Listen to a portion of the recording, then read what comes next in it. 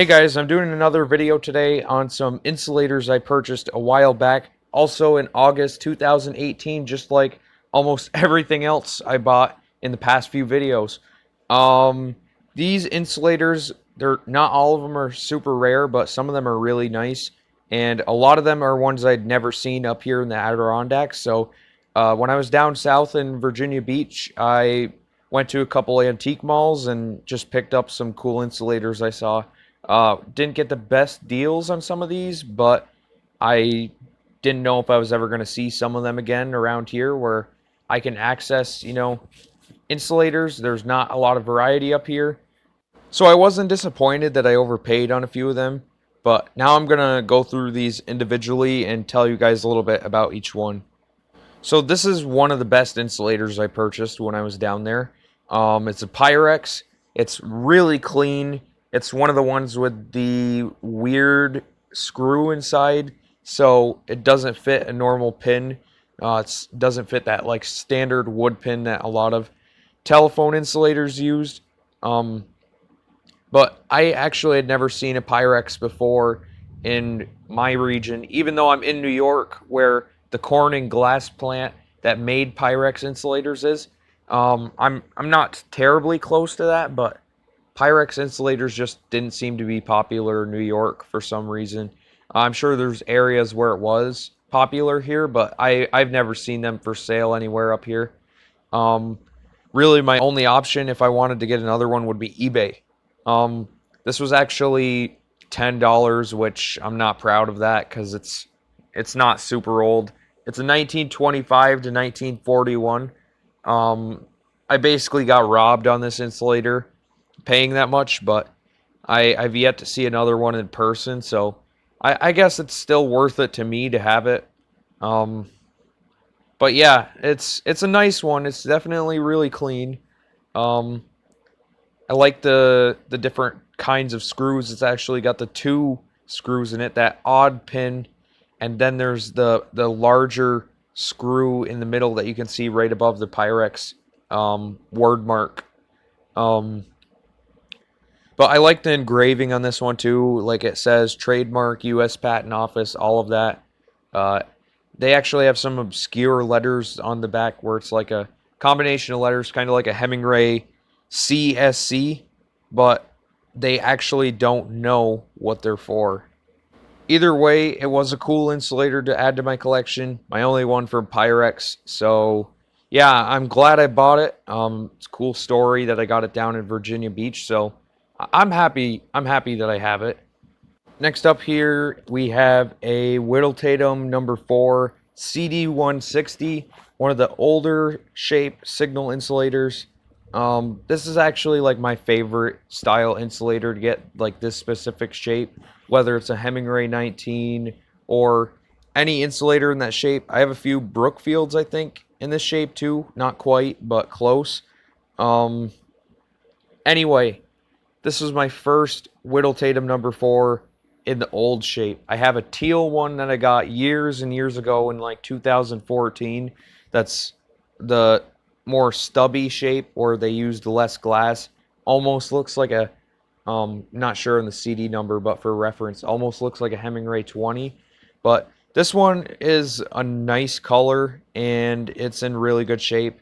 The only issue with it is it was at an antique mall, and I ended up having to pay $10 to get it. Just like the Pyrex, this one was at an antique mall, and I really had no options except leaving it or paying full price because that's how antique malls work. It's not like smaller operations, small antique stores like in the Adirondacks I'm used to.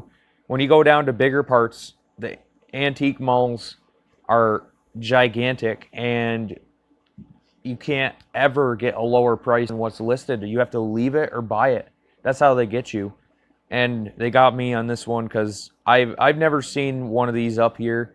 I know it's not rare, but it is a really nice insulator, and I'm glad I have it now. It's a nice one to have on display. But it just makes me mad that I had to pay $10. But I mean, I'm glad I got it either way. It's from 1944 according to the date code I've found on it.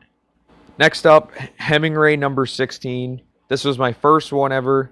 Really has almost no damage and is really clear except for one little chip on the inside. It's not cracked. There's just like a flake of glass came off on the inside near the drip points. The drip points are all still intact actually, but it was a nice little insulator for me to get. I think it was $3, which is still overpriced too, but it was nice for me to get because it was my first Hemingway 16 ever. I think I have 3 now. I might have 4 after my recent eBay purchase. I can't remember exactly. I bought a lot of them recently, but this one is a nice little one to have on display. I actually like the shape of these Hemingway 16s too. It reminds me a lot of an AT&T insulator. That actually brings me right to my next purchase. This was also $3, and this one is an AT&T insulator. This one has the old embossing where it says Amtel and Telco, but like I said, I do have one that also just says plain AT&T Co. That one was in my video yesterday. This one is really good condition. It's still my nicest one that I own today. It was also $3. It was in the same place as the Hemingway 16, but you can tell how clear it is. Like, you look up at the dome, you can see the tree leaves in that picture through it. By the way, all of these photos I've been using have been off my Instagram too, so if you guys ever want to go check out my Instagram page, it is just at logan.the.collector. I believe I already listed it in my bio on YouTube as well, but that's besides the point. Anyway, this was a really nice pickup too. I didn't really have many AT&T insulators at the time. My nicest one still only $3. These ones are $18.95 to $19.15 for my knowledge, and can't really beat that for a nice old insulator that's clear like that. This next insulator hasn't exactly had the easiest life. You can see the drip points are all destroyed on it, but this was my first Hemingway 19 ever. Favorite shape. This was the only one I had at the time. I paid, I think, $1 for it. It's that beautiful Hemingway blue. Just a real shame that the drip points aren't intact, because this would be a really, really nice display insulator. I only bought it at the time in that condition because I didn't have a Hemingway 19, and I was trying to collect as many of the series as I could. So it was a placeholder at the time. Now I've since got a lot of Hemingway 19s. I just purchase them because they're my favorite shape. There's a lot of different colors and variants you can get them into. So I usually just pick up Hemingway 19s if I ever see them for like $1 or $2. eBay and everything, I buy them. But this one was really cool to me when I first got it. Still is. It's just, like I said, the drip points, it's too unfortunate. It's got those fang drip points, not just sharp, but they're the ones that are super long. So those were discontinued by Hemingway because of how easily they chipped.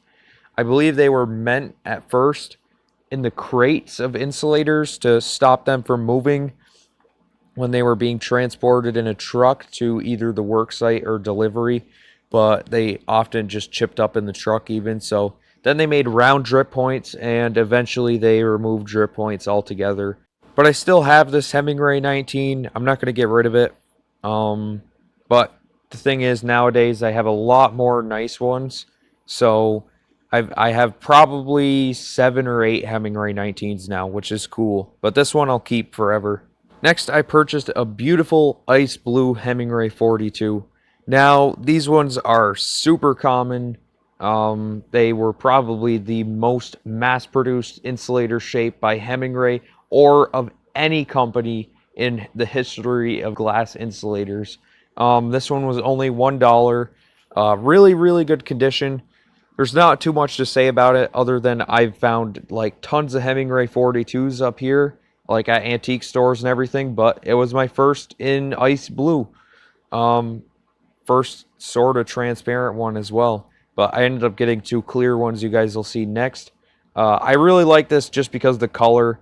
It's a really common insulator, but the color is my favorite part about it. I actually like the shape of Hemingway 42s as well because of how iconic it is for insulator collectors. Um, this is like the first shape a lot of insulator collectors get. Like when they're really first getting into it, these are the easiest ones to come by. My first insulator was actually a Hemingway 42 when I got it in 2013. So I really like the shape still. A lot of insulator collectors that are big just toss these aside because they think they're junk, but I don't think any of them are junk. I'm not a huge porcelain insulator collector, but basically any glass insulator is good enough to get into my collection. I ended up getting two more Hemingway 42s when I was down there. They are both clear. Nothing too special, but I don't have very many clear Hemingway 42s, surprisingly, so they were both only $1, the next two I got. I'll show you the other one right now as well. These ones are just quick descriptions. They're nothing really special about them. They have date codes. One's a 1936, one's 1938. The ice blue Hemingway, I believe, was a 1946. Actually, that might just be the mold number on the last one that I talked about, because it did look a little older. The embossing, at least, it looked like it was a pre-date code one. But I'm overall happy with what I got in Virginia Beach. Overall, I'm just happy with the haul that I had because it added some diversity to my insulator collection. I really didn't have a lot of the shapes you see in those pictures before I got these. So you could kind of say it was a milestone for my insulator collection even. But Virginia Beach was also really fun too, and being able to come home with some nice insulators just added to that. Uh, but thank you guys for watching again. Wow, 12 minutes already as I'm recording. I must just get on a roll and just keep talking forever. Uh, if you guys watch these whole videos, then I really appreciate it, because not everyone likes just talking about insulators for 12 minutes, I'm sure. But thank you for watching. I will be putting up videos almost daily until I catch up with where I am now with my finds. And then I'll be making new ones as I get the stuff. So the day I get stuff, it'll be up. I've been getting some more insulators off eBay still, so I will have a lot of content coming out for you guys. But like I said, thanks for watching, and be sure to like and subscribe if you're new.